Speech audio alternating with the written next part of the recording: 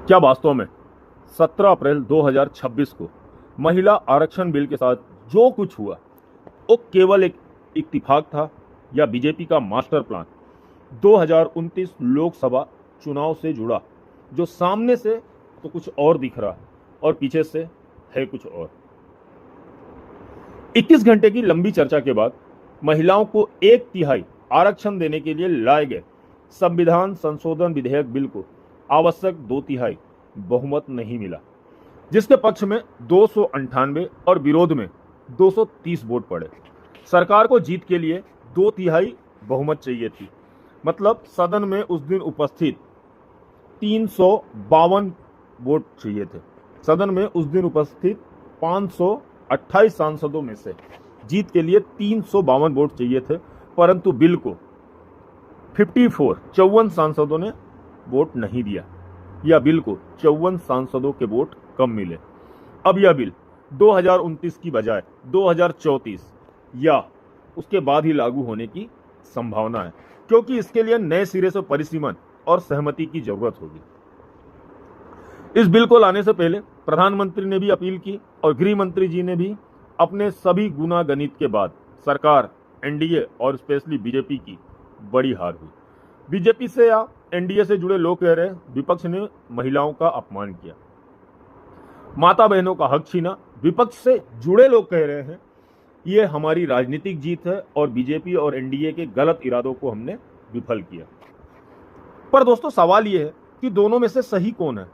और महिला आरक्षण बिल तो 2023 में ही पास हो गया था, तो इसे अब क्यों वापस लाया गया? बीजेपी को जब पता था कि 2/3 बहुमत नहीं मिल पाएगा या मिलना बहुत मुश्किल है या लगभग नामुमकिन है, तो बीजेपी इसे क्यों लाई? अब जनता का सवाल है कि आखिर ये क्या हुआ, क्यों हुआ और कैसे हुआ? क्या सरकार कमजोर हो गई है? क्या अमित शाह का राजनीतिक गणित कमजोर हो गया है? नमस्कार दोस्तों, आज इस वीडियो में हम सभी सवालों पर चर्चा करेंगे आपके अपने चैनल @दिव्यांश क्रिस तिवारी 26 पर। बिल इसलिए पास नहीं हो पाया और यह बीजेपी मोदी जी की पहली बड़ी हार थी। बीजेपी भी सरकार के खिलाफ चली गई, बीजेडी, क्योंकि इस बिल में पेच फंसा था जो बीजेपी या एनडीए आपको या हमको और पूरे देश को नहीं बता रही है। पेच है परिसीमन, लोकसभा और विधानसभा की 50% सीट बढ़ाने का, महिलाओं के नाम पर 2029 लोकसभा चुनाव जीतने की तैयारी। क्योंकि आप सभी को याद होगा 2024 चुनाव से पहले, वोटिंग से पहले बीजेपी का एक नारा था, अब की बार 400 पार, और इस नारे से चुनाव अभियान बीजेपी ने चालू किया था। परंतु जब रिजल्ट आए थे तो बीजेपी पूर्ण बहुमत से सरकार भी नहीं बना पाई थी और आज बीजेपी की सरकार या एनडीए की सरकार बैसाखी के सहारे चल रही है। और अब इस बिल का फेल होना बीजेपी, नरेंद्र मोदी जी और अमित शाह जी के लिए बहुत बड़ा झटका है। सवाल यह है कि बीजेपी अभी ये बिल क्यों लेकर आई, जबकि बीजेपी जानती थी कि 2/3 बहुमत मिलना नामुमकिन है, मुश्किल है। परंतु बीजेपी का सीधा 2 मकसद था दोस्तों।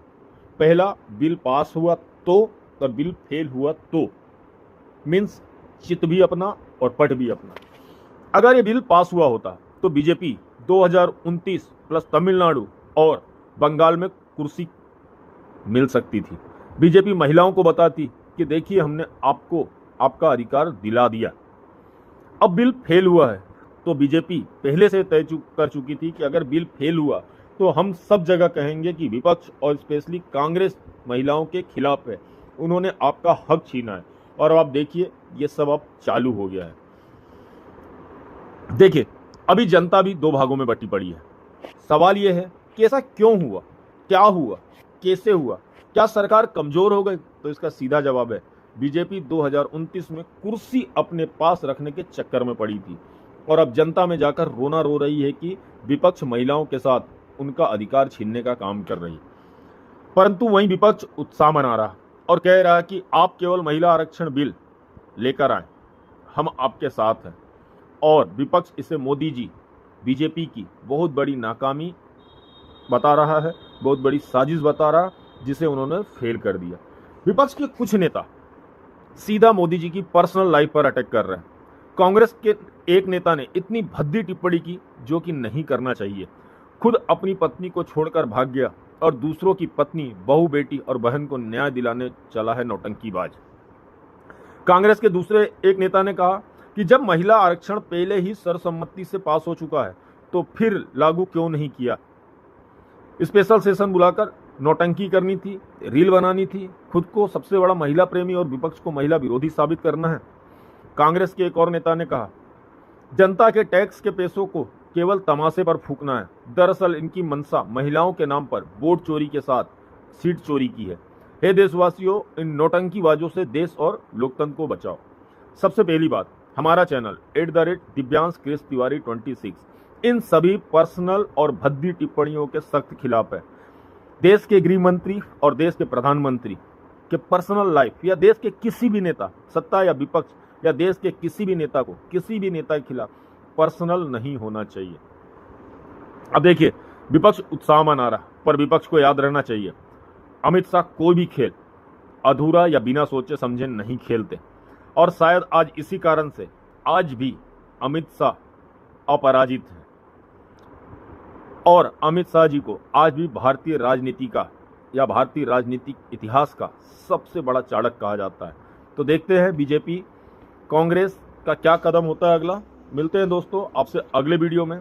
अगर आपको हमारी दी हुई जानकारी अच्छी लगी हुई, वीडियो अगर आपको पसंद आया हो तो चैनल को लाइक और सब्सक्राइब जरूर कीजिएगा।